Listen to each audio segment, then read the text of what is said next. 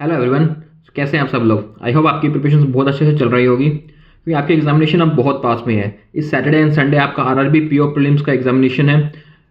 I hope आपकी preparation भी अच्छी चल रही होगी, लेकिन कुछ स्टूडेंट ऐसे हैं जो ये सोच रहे हैं कि पता नहीं उनकी कट ऑफ क्लियर होगी या नहीं होगी, या वो बॉर्डर लाइन पर तो नहीं रह जाएंगे क्योंकि उनकी कुछ स्टेट्स की कट ऑफ ज़्यादा भी जाती है। तो मैं आपको ऐसे कुछ टिप्स देता हूँ कि एग्जामिनेशन में एग्जाम को कैसे टैकल करना है, क्वेश्चंस कौन से क्वेश्चंस पहले करो, कौन से क्वेश्चंस बाद में करो, क्योंकि अब आपके पास आरआरबी में लिमिटेड टाइम होता है, रीजनिंग में भी और क्वांट में भी। तो आपको दोनों सेशंस अच्छे से करने हैं, तभी आप अपना मैक्सिमम स्कोर कर पाओगे वहाँ पे। तो मैं आपको बताता हूँ कि आप क्वेश्चन कैसे टैकल करने हैं। सबसे पहले आपके पास रीजनिंग खुलेगा। जब जब भी रीजनिंग ओपन होगा तो आपको सबसे पहले पजल्स पे नहीं भागना है सीधा, या जो फर्स्ट क्वेश्चन है सीधा उसी पे नहीं लग जाना है। एक सेकंड देना उसमें खुद को, और ये सोचना कि कौन से क्वेश्चंस पहले मिल रहे हैं आपको।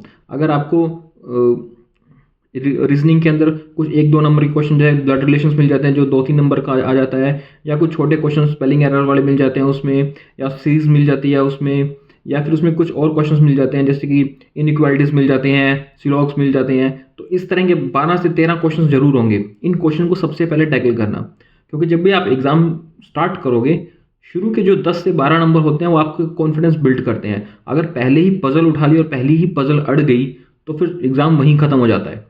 इसलिए बेटर है कि पहले खुद को स्पीड बनाओ, थोड़ा सा काम डाउन हो, आपकी जो नब्ज होती है वो भी थोड़ी सेटल होगी, उसके बाद एग्जामिनेशन में आपको और बेटर होगा।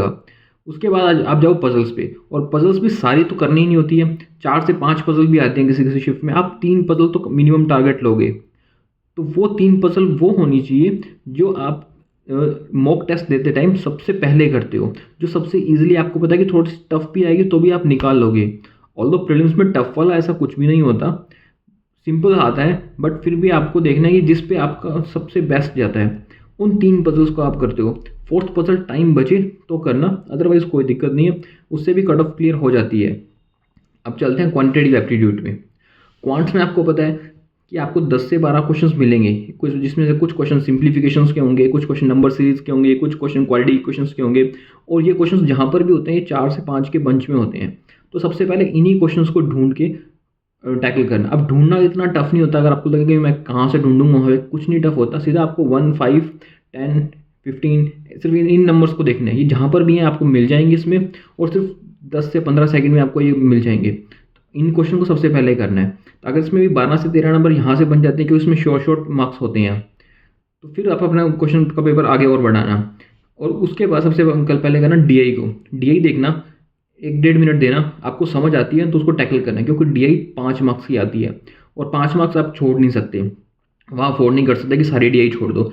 2 तो डीआई आएंगी ही आएंगी, इसमें से आपको एक तो करनी ही करनी है। और 3 आएंगी, 2 डेटा इंटरप्रिटेशन, एक कैसलेट डीआई भी आ जाती है, या बहुत रेयर होता है कि इसमें 3 की 3 डीआई होती है और एक भी कैसलेट नहीं आती।